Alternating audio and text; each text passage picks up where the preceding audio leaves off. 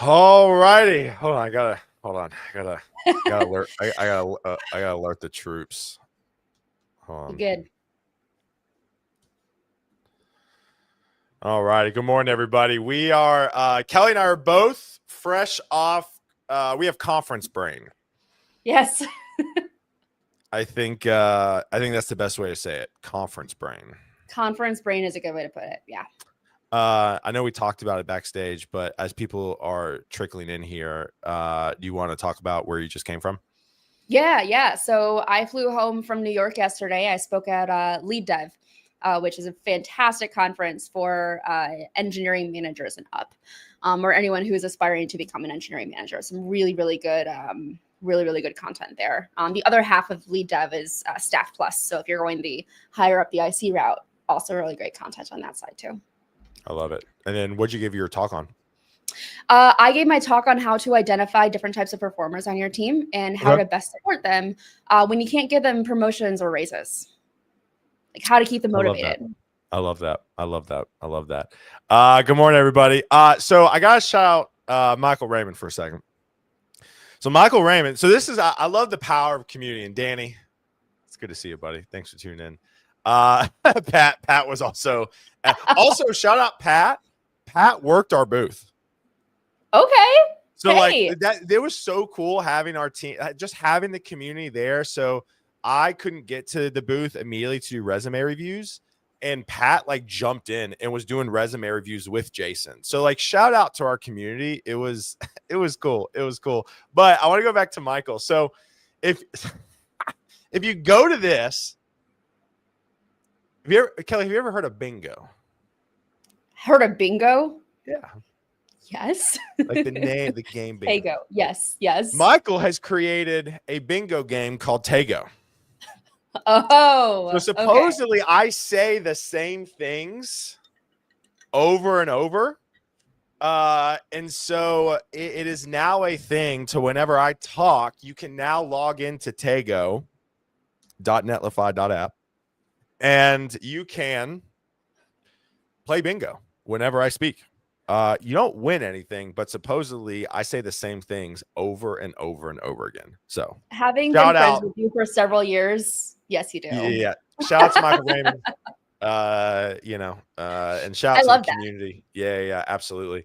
But again, it's good to see y'all this morning. Patrick, got to catch up with Patrick and Raleigh. Emmett, it's good to see you. Like I said, Danny, it's great to see you. Katie, it's great to see you. Danny, your headshot's amazing.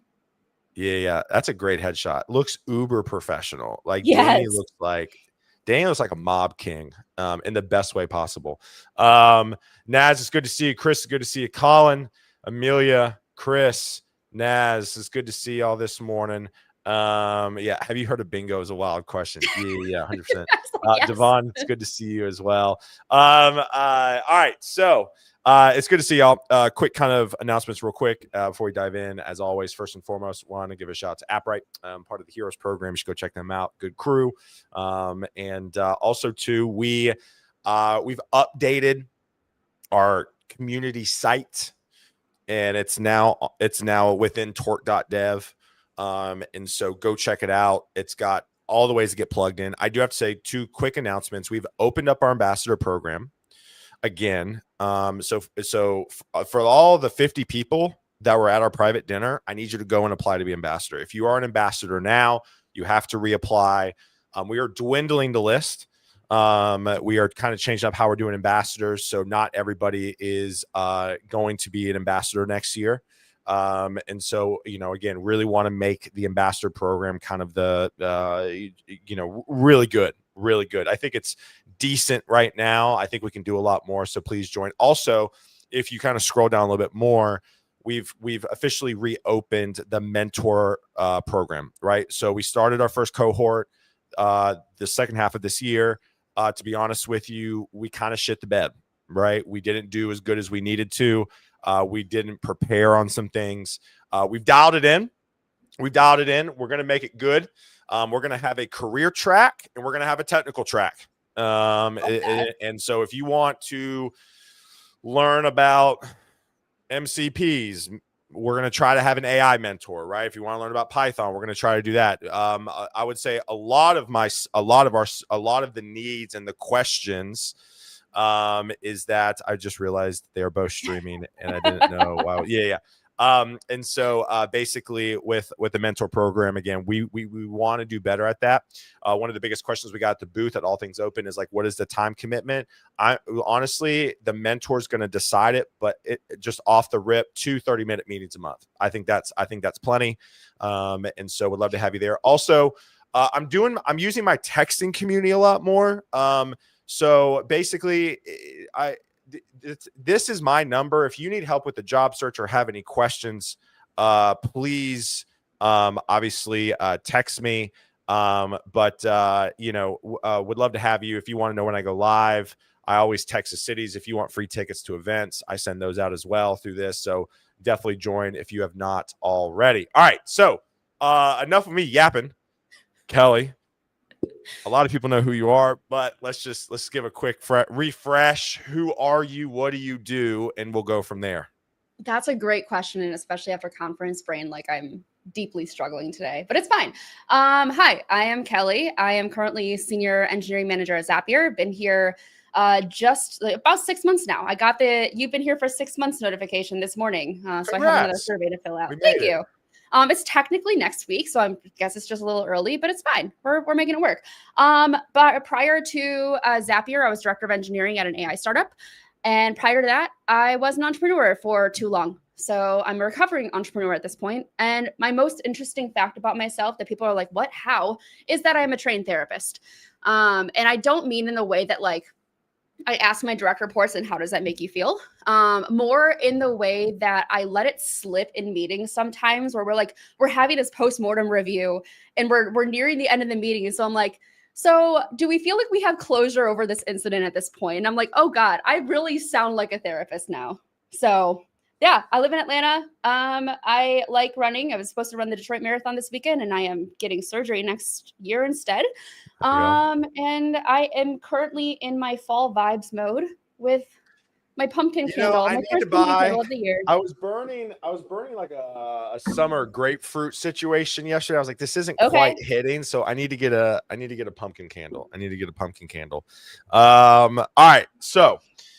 Again, I never tell my guest a schedule, questions, especially Kelly. We've also had to reschedule this 2 or 3 times because Kelly's like a super busy person. If you have not seen her tweet about her calendar, it's nuts. But one of the things I texted her, I was like, hey, what do you want to talk about this week? And you talked about promotion. I know you talked about at your conference about supporting people if you can't give them a promotion. Yeah. I think right now, I want to talk about how to just even get a promotion, right? You're a manager. I'm a manager. We have 2 managers on the line here. I think we can give some really good, practical, tactical, actionable items for people. So what are some things that you think about just off the rip that people can do right now to really position themselves for a promotion? Yeah, I think the most important thing to kind of kick things off is there are 2 components to getting a promotion. 1, you have to be ready for that role, whatever that promotion is for you. And 2, there has to be a business case to have that role be available. If you want to move from IC to manager, there has to be a manager role available. If you want to move from senior to staff engineer, there has to be a business case for that particular staff role. You can control one of these 2 things. And so understand that I'm kind of like prefacing anything else we say today with that, because you can be entirely ready for the role and ready for a promotion, but if the opportunity is not there, you're not obviously going to be able to get one right now. So we'll start there. Any feelings on that? Yeah, I mean, listen, I think that's good. I think there's so many ways I want to take this. Yeah, I think that's good. There's got to be a business case to it, right? I think, and you kind of can't control that. What would you say? Do you think people deserve? How do you work? How do you do raises? So this kind of goes into the same thing. What are your thoughts on that? Is it automatic every year? Do you think it only applies to people who are overly achieving, kind of achieving, because I think this is something on my mind as well, and I'm just trying to learn from you, to be just totally Yeah. frank here. My opinion, and I'd call this a spicy take, but it's literally like a green pepper, or like the pepper is in the room and that's about it. I think there should be like a cost of living raise. I Yeah, think that is a necessary thing. Are yeah, you immediately like obligated to receive a raise every single year because you exist at a company? I don't think so. I yeah, think the cost of living raise is important. As somebody who got a single raise over 3 years at my previous company, a cost of living raise is important. 100%. But now that I'm at Zapier, they do handle raises differently. I don't know how yet because I haven't gotten to that part of the cycle. Sure, But I sure. do believe that if we're going to be doing cost of living raises, we should then think about how much does that have to increase, or how much should that increase? And that's when performance really comes into the question. So if Yeah, you're a really high performer and you're exceeding expectations, you should in theory then get a higher raise compared to those who are meeting expectations. hmm, But it's never that simple. yeah, yeah.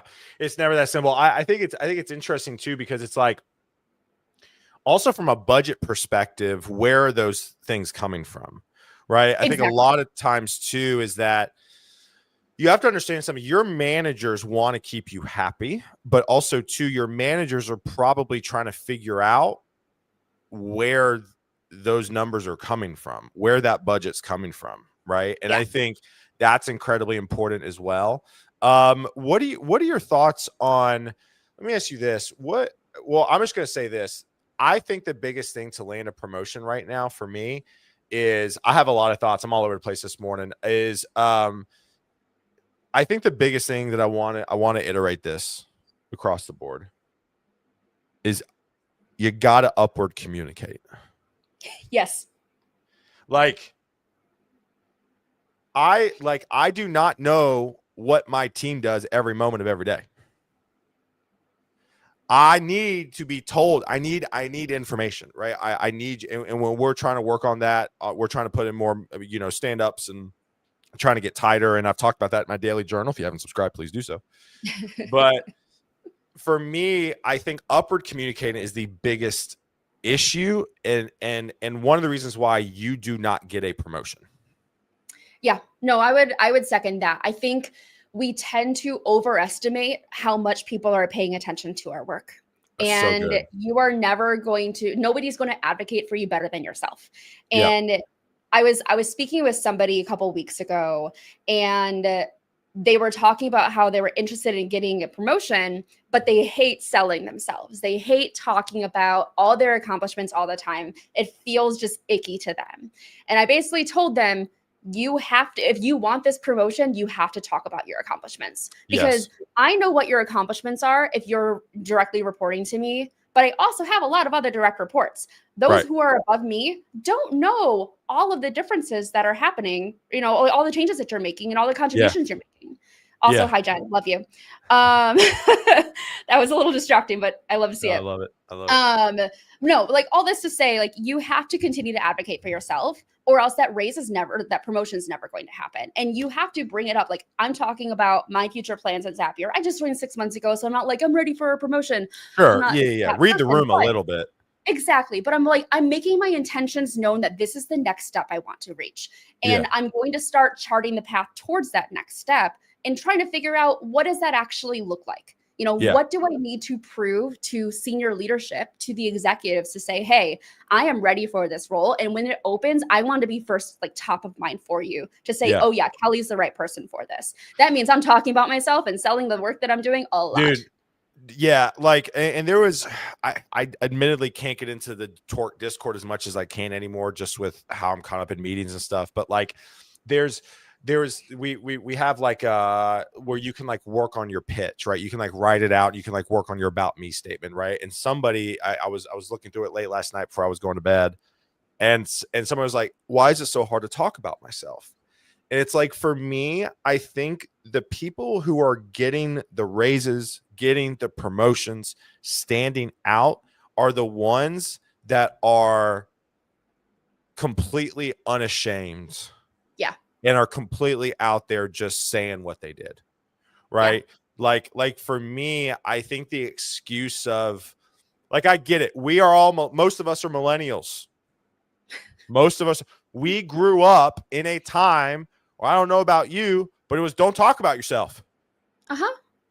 My parents were like, hey, like you sit there as a kid and you talk about others, you don't talk about yourself. Right. And so like, I would encourage you, if you get anything out of this, the excuse of I have a problem talking about myself, that cannot be in your vocabulary anymore. It just can't. Yep. If And you you want know how to to fix do that? things, You practice. Like if Isn't you that want to wild? fix that, you have to practice. And yeah, it feels super uncomfortable at first to be like, I think I'm deserving of a promotion, and here's why. Honestly, this is the kind of thing, like, we talk about this a lot for interviewing. You need to practice interviewing. You need to practice the responses to like common questions you might get. You record yourself and then you listen back to yourself. Do the same thing for this kind of thing. It is an interpersonal skill that you have to build. You have to build that confidence, and that comes through practice or high ego. For me, like I have, I'm trying to think when I was an IC, it was a little easier because I was on the sales side, or like I was being driven by revenue. So like the one thing that you're consistently judged on is like the revenue you bring in. So we had a scorecard, and then your revenue was posted to 500 producers every single week, so people could always see where you are. That did not develop any sort of unhealthy habits on my end. But for me, it's like, listen, if you are not emailing your manager once a month, I'd say, I'm curious to hear your thoughts on this. This is just my thoughts. If you're not emailing your manager once a month, like, hey, just heads up, here's kind of some things. I just wanted you to know. You don't have to reply back to email. Here's some things that I've been able to do this month. I think that's massive, right? Because here's the deal. There are things that are part of your job that you have to do that are in the job description. And there are things that you need to achieve to do that are not in your job description. I think most of us think we are exceeding by just doing our job description. That is not how you get a substantial raise. That is not how you get a promotion. If I hired you to do the job you do, you're going to stay in the shadows for a longer time than if you are overachieving. Again, I've talked about this a lot in a lot of my talks lately. You have to do the job before you get the job. Yeah. And the hardest part of this is a lot of companies have career ladders that line up, what does it mean to be a mid-level engineer? What does it mean to be a senior engineer? What does it mean to be a staff engineer? Or you have multiple levels in there. And then these are necessary. Like, these are absolutely necessary to be able to check yourself against the performance that you're doing right now, as well as what am I missing for that next level? The problem is people treat it as a checklist. That they're saying, if I'm just hitting these things, I therefore immediately qualify for a promotion. And that is just not the case. It's supposed to be a guide. You have to prove, okay, you're doing these things, but how does it tie back to the business? How are you advocating for that? How are you mentoring others? How are you actually pulling in, timelines and delivering more value? And I that's such a buzzword, but like it's necessary for these kinds of things, for especially trying to get a raise or a promotion. Yeah, and I think too, like, I'm trying to think, like writing your resume, right? Jason and I are in major resume review season right now. I think we're going to move the resume review session to every week in the Discord because there's such a push to it. I think you just bring in Pat to do it. Yeah. Well, I mean, listen, we're going to have to do something, because if I can't hire enough people, we're going to have to start bringing in some of our community members to help, because I can only be in so many of them. When you write your job description, I talk about this all the time. If you say, I fixed this, I did this, I coded this, I did this. Okay. That's what everybody else is saying. Cool. But if you go, I did this, which then resulted in this, or I did this because this happened and I fixed it, and then this happened. We're getting so close. I think is the same in one-on-ones.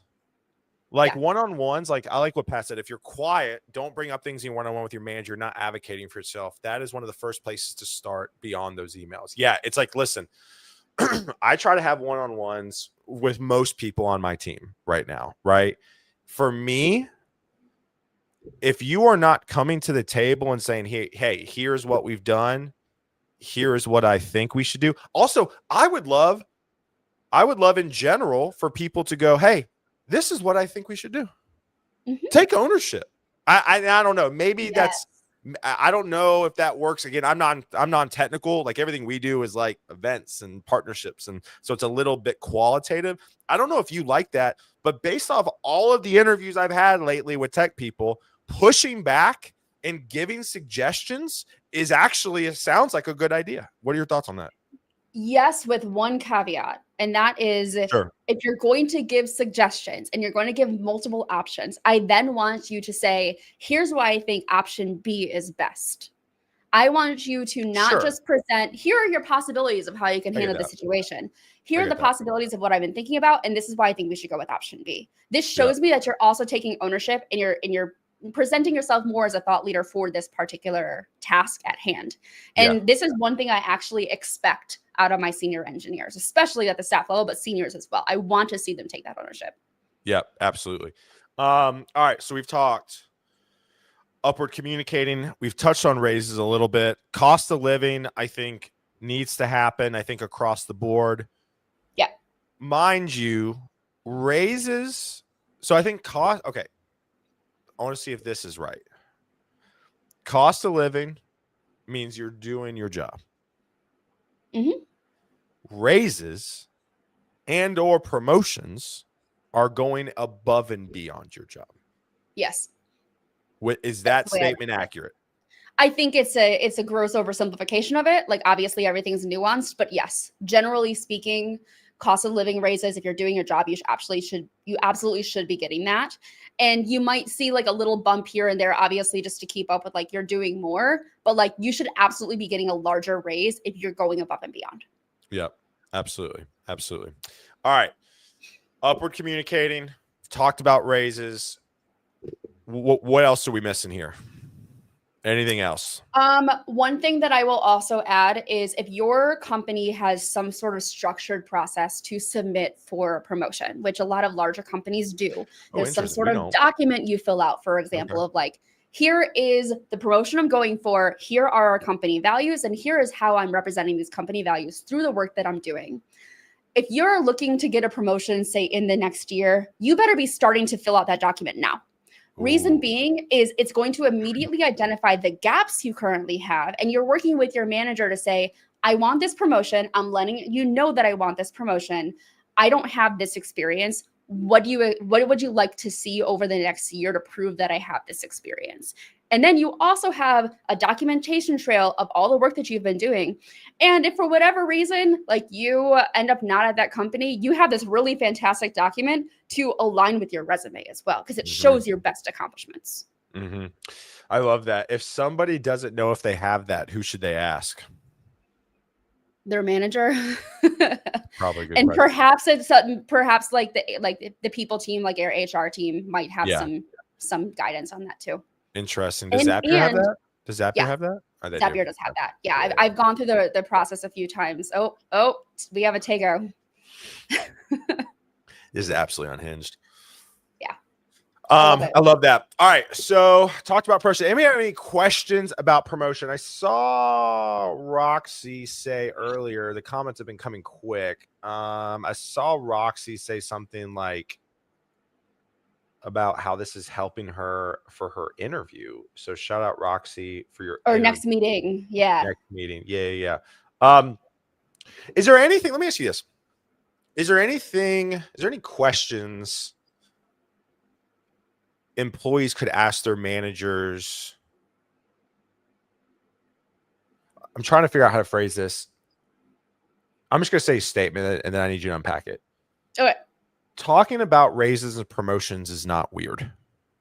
Correct. Yeah. Don't let that hold you back. Yeah. So one of the things that I I teach in my course on management fundamentals is these different types of performers. It's the same half, like first 2/3 of the talk I gave yesterday at Lead Dev, that you can range from low performer to high performer. There's 2 different types of high performers. And to focus on that for a second, you got rock stars and superstars. There are your superstars that are very much steady, stable growth. They're going deeper in their skill set, but they're not necessarily striving for that next level.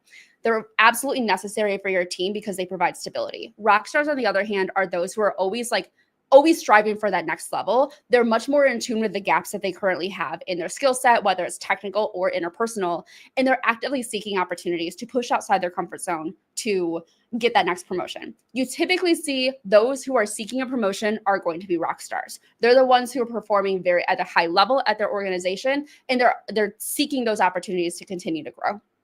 If you're not at that level, you're going to find it very, very hard to get that next promotion. Because if you're like a medium performer, that means you're doing your job, and medium performers also provide stability for a team, and that's great. But the medium performers are not going to be taken into consideration for promotions because they're not pushing outside of those boundaries. So kind of looping back to your question about like, it's not weird to talk about promotions or it's not weird to talk about raises with your manager as well. I guarantee like your manager is also probably thinking about it from themselves too. Yeah. Yeah. We have this weird kind of mentality, and especially in like the Western world, to like shy away from talking about money, shy away from talking also about how like, I was raised Southern Baptist. So like I was told to not talk about people's salaries. And then my first job is recruiting, be like, hey, how much do you make? Exactly. Talk about exposure therapy. Yeah. So it's not weird. Like it's necessary to have these conversations. And again, this is where that icky feeling you have to overcome that through practice. And that's when you can practice with your manager to say, I'm interested in understanding. Like, if you don't want to talk like, I want more money and this is how much I want, a great way to start kind of opening the door to this is like, I am curious of what the next level looks like for me. In your opinion, where should I be focusing my efforts on to continue to improve both my skill set and the skill set for the company? Yeah. I think too, I think one of these, Mark, it's good to see you, by the way, jumping in. It's been a while. I think so one thing I do with my boss, I have a new boss, Mess. I miss you. If you ever watch this, I doubt you're watching. Mess is now just owning product and engineering because bless his heart, he had too much on his plate trying to deal with me as well. Yeah. One thing I always ask is, what do you want to see more of me? What do you want? What do you want more out of me? What am I missing? Am I missing anything? Am I lacking anything? I think we want the raises, but we shy away from feedback. Yes. I think we want the raises, but we shy away from honest, truthful feedback. Yes. We all say we love feedback, but we really want you to tell me I'm doing a great job. Yeah. And here's the deal. I'm not great with it either. I'm just going to say it, right? Like there have been times where I'm like, by the way, we get some questions. So we'll get to that in a second. Pat, I saw your one question and Trey's asked question. Like there have been times where I want feedback and then my manager tells me feedback, whether it's a Mess or my new manager, Griff. I'm like, ooh, that things, right? You know what I'm saying? So it's like, it's hard to do, but I would say it's another touch point to see where you're lacking. If you are never asking your boss, where am I lacking?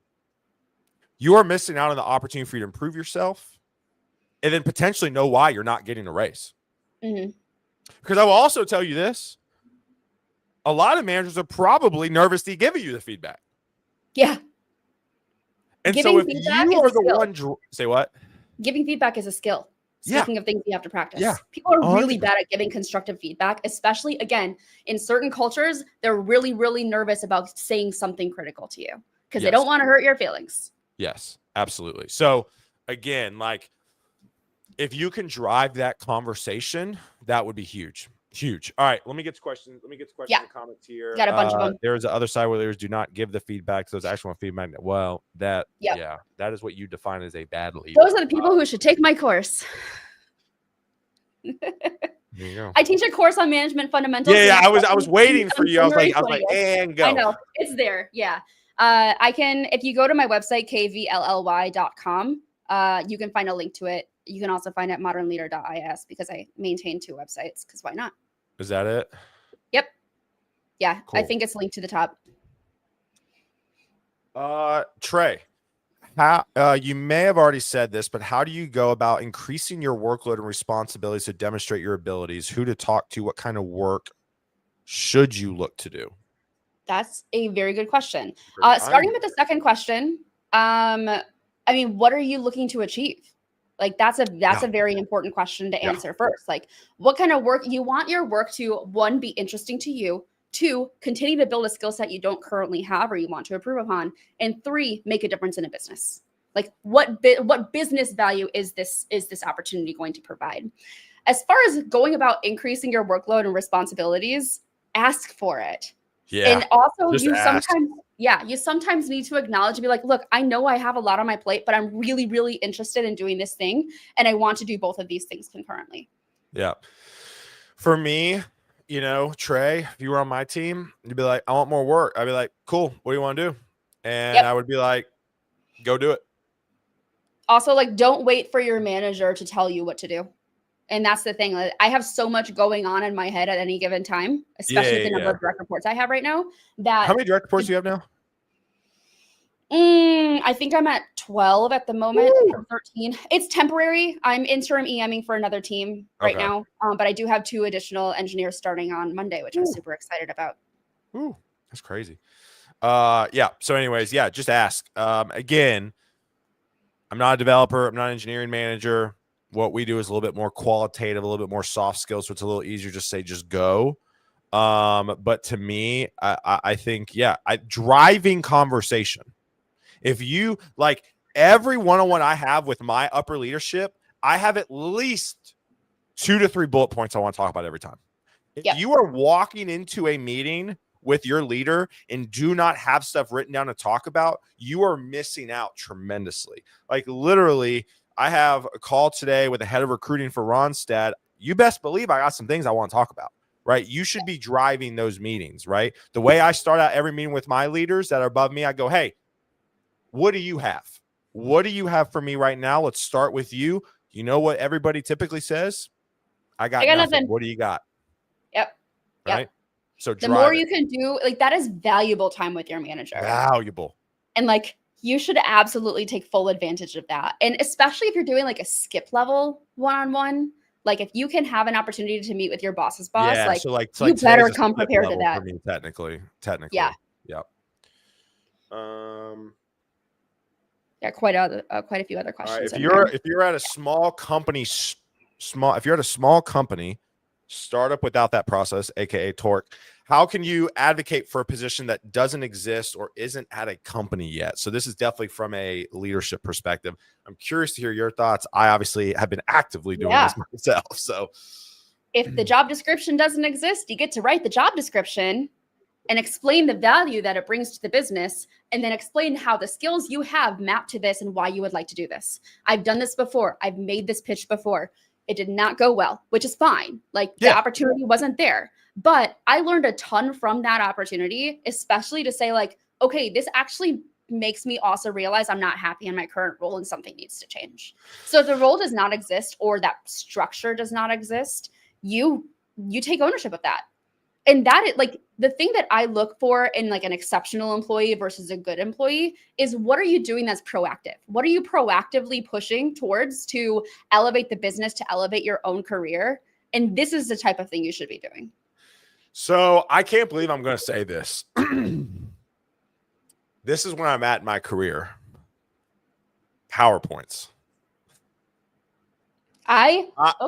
Okay. Are you creating the PowerPoint or is somebody creating it for you? You should create it. Okay. As a leader to get buy-in. So I've had to create buy-in being at Torque, right? Like community is a vague thing. And everybody views community differently. So I have all of these PowerPoint presentations on like, what is community? What does community look like for what we're trying to do? How does community affect upstream? How does community affect? I have all, and also shout out Excel-a-Draw. I'm not sponsored. If you want to sponsor, let me know. I use it. I draw things now. like graphs, right? It's So how I brain dump. Yes. it's crazy. Yeah, same. I got a bunch of like sketch. Use Excel Draw too?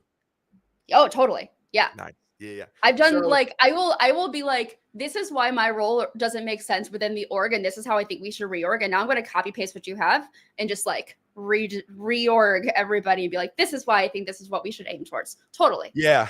Team Google Slides. Nick popped in. Team Google Slides. Yeah, I think. And so so at Vaco, we never did slides. I even asked. I had lunch with Jake Shepard, by the way, or breakfast before I left Raleigh, and Oh, fun. I was like, are y'all using slides at Vaco? He's like, not really. What I've realized is I chat GPT'd. I was like, why do people like slides? Why can't we just vibe out on a call? And here's what chat GPT said to put everything in perspective. If it's on the slide, you own the idea. If it's on the slide, it's yours. It is your idea. You own it. You claim it. And I think that is incredibly important. Now, I'm not saying that every one-on-one, again, this is coming from a leadership perspective, this question. If you are trying to create buy-in, reminder, I've gotten a new boss recently. I have this long PowerPoint, and literally he was like, this is great. This is great. He had no questions. Great. So there you go. Yeah. Like if it's not in a PowerPoint, a half-page document. Like yes, something it has visual. to be written down also, because like, yeah, when we're in a meeting, it's going in one ear and out the other. And that's by nature of who I am as a person. And I do have like my AI note takers and everything, which are super helpful, by the way. I use Granola. What do you use? Who do you use? I use Granola. I love Granola. I love Granola so much. Now, hashtag not sponsored as well, but like Granola I use this for everything. From a partnership perspective, I think they could do a lot more if they sponsored us. I was just going to say there was a small chance that this was actively recording right now, but it is not. I know. What if you can't provide the promotion or raise as a manager, but you want to keep the staff? Emmett, thank you for literally asking the question. That is Kelly's talk. That is literally the second half of the talk I gave yesterday. Yes. So there are certain motivational levers you have to start to pull when you're working with folks that you want to keep, but you can't provide the promotion. And honestly, one of the first things that you should really do here is be entirely honest about why you can't provide that promotion. 100%. I've been in situations where they're like, well, you don't technically qualify for the raise due to like your timing, but I also want you to double your workload. I'm like, you can't, both things can't be true. So find what motivates them. Is that giving them bigger, better opportunities that push them outside of their comfort zone? Is that acknowledgement and celebration of their milestones? Is that, like finding an opportunity for them to pair with somebody else to teach them what they know? Like you have to figure out what drives them and what motivates them, because a lot of times people also just expect that the promotion is that next step. This is a conversation I have a lot with people, especially when they're going from senior to staff engineer. The staff engineering role is fundamentally different from a senior engineer. It is fundamentally different. And I think there are times when people don't realize that a promotion changes the work expectations of you. And like, is this actually the work that you're looking to do? Or are you looking for a raise and you want to continue to grow at that level? There are people who are terminal senior engineers, and that's fantastic. Like if you really enjoy hands on the keyboard, you want to get deep into the code, but you want to be really good at that, you're not necessarily going to seek a staff engineering role if that staff engineer at your company is focused more on system design and cross-team collaboration and like thinking through the gnarlier projects where you're not really writing much code. It's a very different role. And so it's important to understand, why are you seeking that promotion? I understand why you're seeking a raise. Like, I think we all want more money. That's not always available. And also, like, the more you can be honest about the timing, like, let's say we're actively fundraising right now, and so we cannot give raises at this moment. If you're honest about that, then great. If you're kind of coming up with some like lukewarm, reason as to why somebody's not eligible for a raise, it breaks the trust with that team member. Mm-hmm. So at least be honest with them as much as you can. I would say one of my weaknesses as a boss is probably oversharing details that I probably shouldn't share. But what I mean, shocker. But I would say one thing that has allowed me to do is my teams have, and this is at Vaco, right? I wasn't managing anybody at Gun. I was an IC, but like at Vaco, it created buy-in. Like if I was open to everybody, all the time, and then I say, hey, we can't work on raises during this time because of so and so, then like I got way more buy-in. And so I think from a leadership perspective, you do you on how you want to communicate. Yeah.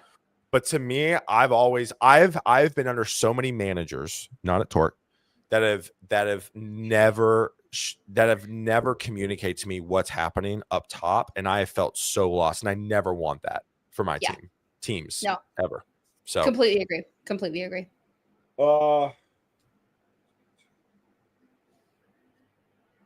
I've heard one-on-one should be more of a brag sheet and how to discuss. Yeah, 100%. Yeah, like if depending on how often you have your one-on-ones. How often do you have your one-on-ones, Kelly? Right now I'm bi-weekly, and then I'm weekly with my manager. I'm bi-weekly with my direct reports because I have so many of them, and I meet weekly with my manager. You like alternate, right? So like one group 1 week, the other group the other week. Yeah, and I tell them, like, on your quote unquote off week, if you need to meet with me, please put time on my calendar. Like, that doesn't mean that you can't meet with me. Sure. But this is just to make it so I'm not in one-on-ones for 25% of my entire work week. Yeah. Also, I love how we've already been on this thing for 45 minutes. What in the world? How did that happen? Actually, Kelly texted me at 9. She goes, "You want to get on and yap early?" So we've actually been going now for an hour and 15 together. We have.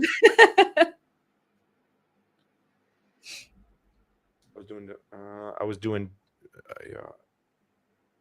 Hold on.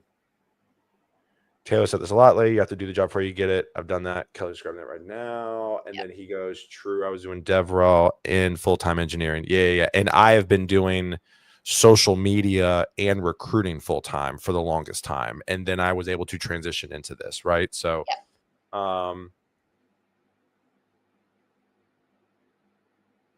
on. Just kind of getting through here. All right, cool.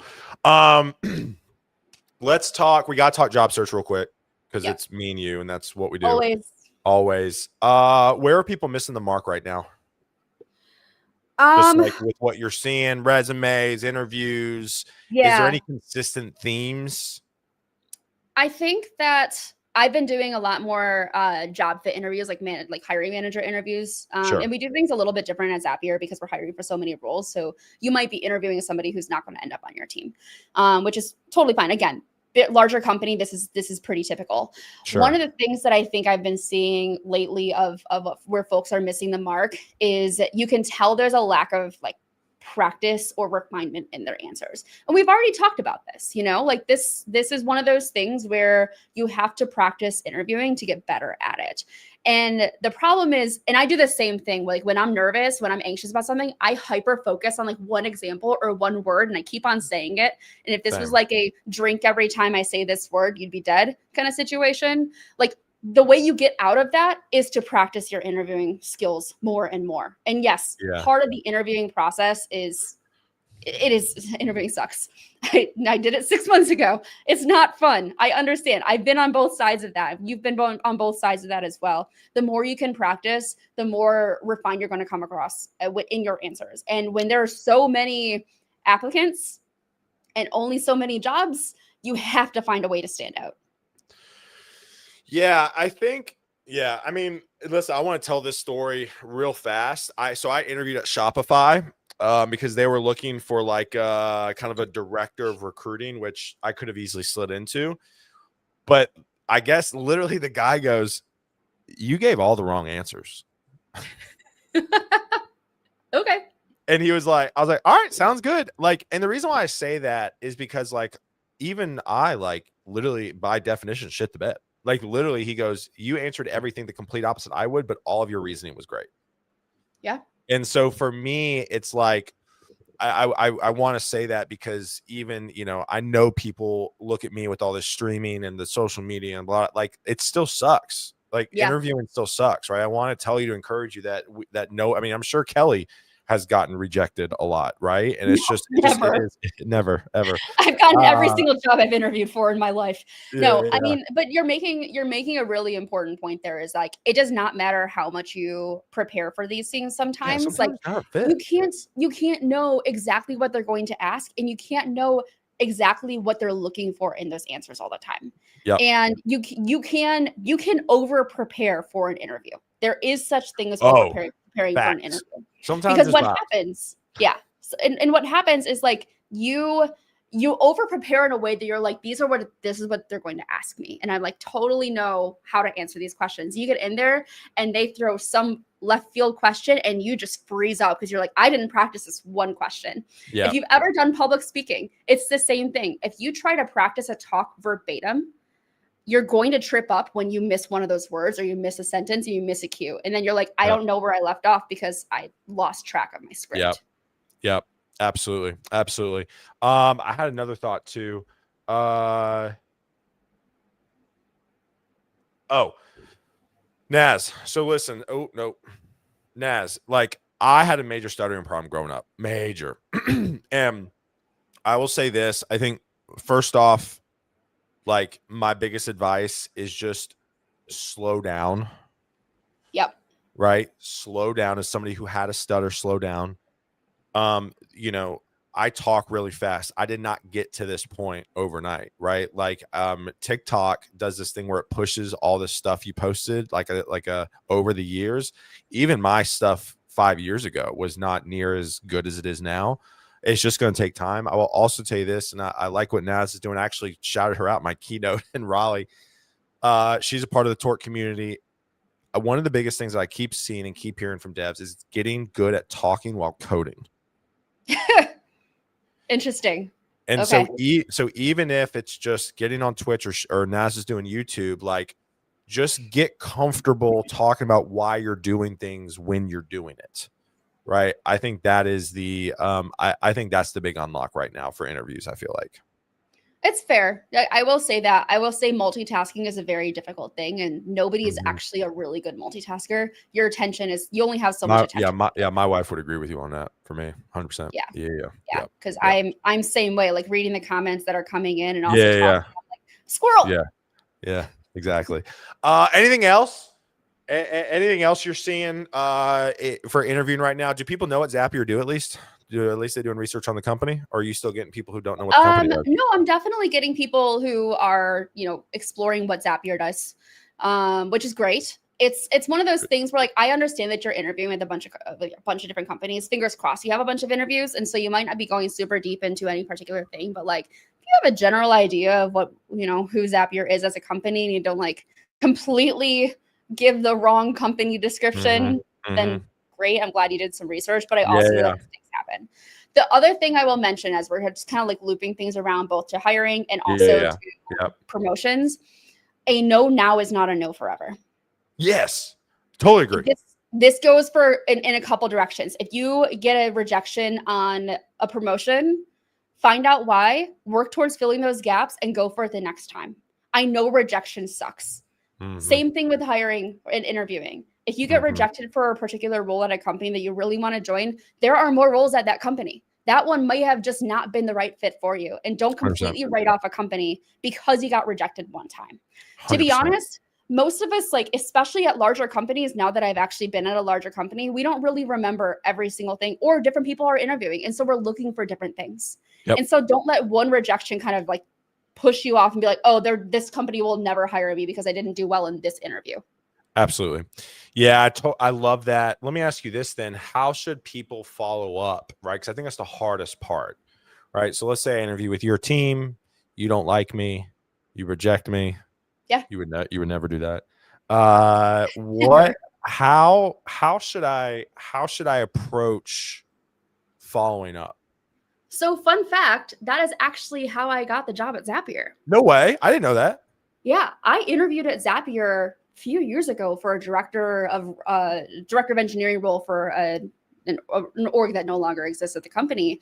And at the time, like, I wasn't a good fit for it. And I understand why. Sure. I have 2 more years of experience on top of that. And then I saw this opportunity open up and I'm like, oh, this is definitely up my alley. I reached right out to the same person I interviewed last time. And I was like, hey, I know it wasn't the right time, but I was really, really interested in the company, been a fan of the company, been a customer for a decade, would love to have another conversation with you. Here's my updated resume. Yep. And absolutely. Here I am 6 months later, employed. It's crazy. Yeah. 100%. I mean, same thing with me with all things open. I got rejected for 5 years in a row. And Oh literally yeah. last year, I was like, I'm not going to submit. It's stupid. I was like, well, it's just going to take 2 seconds. So I did it, got accepted, crushed Yeah. it. When I mean, it just, I was talking to Jason about it, like in the hotel room. I was like, what if I never applied? None of this would have happened. Yeah. So like, just keep trying, keep trying. All right. Do you want to plug Ladybug real quick? Yes. So I have been co-hosting a podcast for several years now, but Ladybug Podcast is back this season. It's Emma and myself talking all things engineering management. We think we released 6 or 7 episodes already for the season, which is super exciting. You can find it at ladybug.dev. We are about to pass the 1 million streams mark. Like we are really, really, really close to it, and I cannot wait to see us kind of tick over That's that cool. line. That's really cool. Yeah, so highly, highly recommend giving it a listen. So we're focusing on engineering management right now, but we have like 6 or 7 other seasons of highly like technical, like tech career and code, all Oh, kinds for of real? content. Like just like in the back burner? Things that we've already released. Oh, yeah. Okay, gotcha. Yeah. Some of it is, of course, outdated. Anytime you talk tech, I connected our RSS feed for the podcast into YouTube because people were asking for the podcast there. And what it ended up doing is re-uploading all of the audio with new dates. And somebody commented being like, we did like an intro to React 4 years ago, and we're talking about Create React And now app. it And they're like, just pushed. exactly. And they're like, oh, wow, Create React app That's is great. really ancient. I'm like, yes, it is. It's also a very old episode. That's great. I love that. That's awesome. All right. So rapid fire here. And again, for those of you who tune in, thank you so much. I always appreciate everybody tuning in. If you have any questions, please ask them as we kind of wrap up here. This is the one chance where you can get Kelly focused and ask some questions. Yeah, this is it. What's one tech tool or app that you can't live without right now? Ooh, you know why? I already mentioned it, but right now it's granola. I literally cannot live without granola. I'm in so many meetings right now that there have been times when I'm in a meeting and I'm like, I know I talked about this somewhere. I can pull up the search. It's going to search through all my transcripts and summarize what it was I talked about. What did I say I was going to do? Yeah, I still think maybe you and I talk like offline. I still am not using it. I feel like I need to. They just added like recipes where you can but like I still feel like I'm not using it correctly. So maybe I need to talk with you about it. Anyways, granola, love it. What's the very first job? I don't think I've ever asked you these questions since I did it. Since I created these, so it's gonna be fun. What's the very first job you ever got paid to do? Not counting like babysitting. Yeah, not babysitting. Okay. So my first job then would have been a part-time employee over the summer at my dad's office where I was digitizing documents. Oh, so we could go through an audit. Oh. And I did not understand how to work. It was great. I was like, can I leave? Like, I'm done with my work. That's crazy, right? What are those things?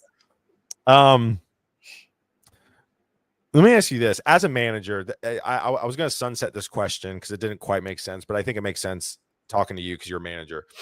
If you could have it your way, not to be confused with, is that Burger King or McDonald's? If you could have it your way, what type of cadence would you like for people in the office remote? Like, do you want to go back into the office? Do you like being fully remote? Like, what's kind of your thoughts on just in-person versus remote right now?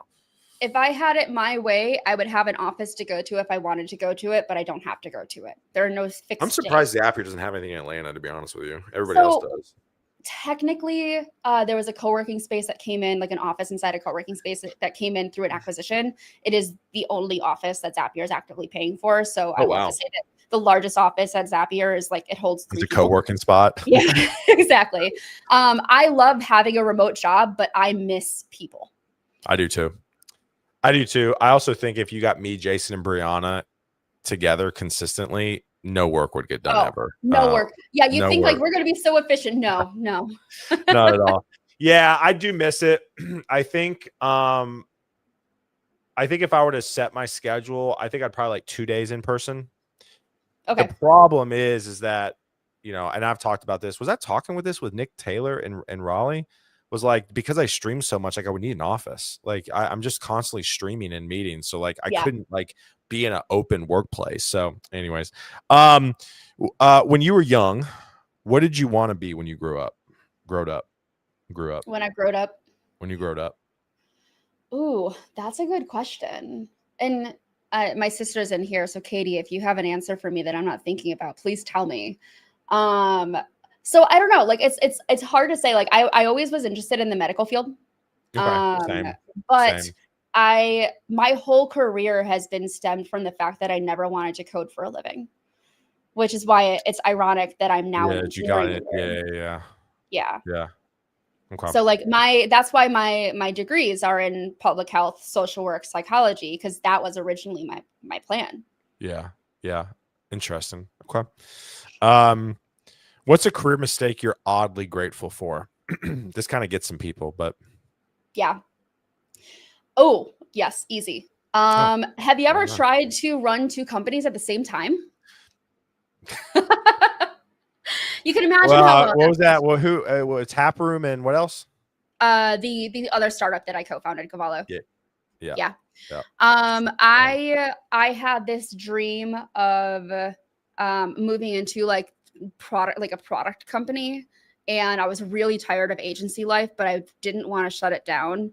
And the biggest like regret I have of this is if I had let it go earlier, like even like 6 months prior, I could have sold the company for 7 figures. Instead, I ended up in 6 figures of debt. So, are you serious? It's gone. The debt's gone. Like, but that always sits in the back of my mind. But like, that's great. What, did you have a buyer come by and you were like, no, I'm gonna keep trying to do it? Yes. Were you a little hard headed? I had multiple people being like, we're super interested in buying your agency. No way. That's crazy. And Taproom was what again? Remind me. It's been a minute. Shopify Plus agency. Yeah. It's a Shopify Plus agency. So focus on development of like custom themes and apps. Yeah. How do you handle a team saying collaboration, but when you come into the depends what that collaboration is. What kind of collaboration are you looking for? Yeah. Is it sitting on Zoom meetings together? Yeah, because I know that's the biggest problem I have with like people going on site where it's like you're just wanting to justify your rent. Let's just call it what it is. And everybody's either not there in Zoom calls. So yeah, that's it's tough. Next question. If you weren't in tech right now, but the money would be the same, what would you be doing? I would be a travel influencer. I could see that 100%. I could see that. Yep. Yeah. And then the second last question. I know the answer to this. Coffee or tea? There's a little bit left, but it's coffee. Hot or iced? Iced. Always. I am like iced in the wintertime. There you go. Yep.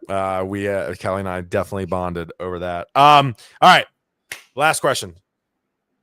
The show's called Guidance Counselor 2.0 because we had guidance counselors in middle school, college, and as adults, we don't really have them. What would be your biggest piece of career advice to young Kelly if you were to go back in time? If I were to go back in time, I would say like trust your gut on your ability to lead early. I got ahead of I started because I was a leader at a young age. And I let my age kind of take over my idea of like the imposter syndrome was really strong. Like, I don't deserve to be here because I'm so young. And I had people telling me that, well, you're still in college, so I don't have to pay you as much. And I'm like, doesn't matter what, that I'm still in college. I'm providing a skill. And it was a hard thing that I had to learn early on. Yep. I love it. All right, y'all. Well, again, thank y'all so much for hanging out with us today. I always love Friday session. I don't do them a ton, but I feel like the engagement's through the roof, and it was. So thank y'all so much. Next week, we got one on the docket. Next week, I'm going live with Matt Stauffer. He runs he's CEO, hiring manager with the Laravel Consulting Company. Met him at Denver with Laracon, so that's gonna be a great conversation. He recently did a laid off lounge in our Discord. It went over great. So go connect with Kelly, kvlly.com. Join her leadership class thing you do. I have a newsletter, modernleader.is. I'm a fan. Ladybug podcast. Just check it all out. kvlly.com. Y'all have a good one. Have a good weekend. We'll see you next Peace. week. Peace.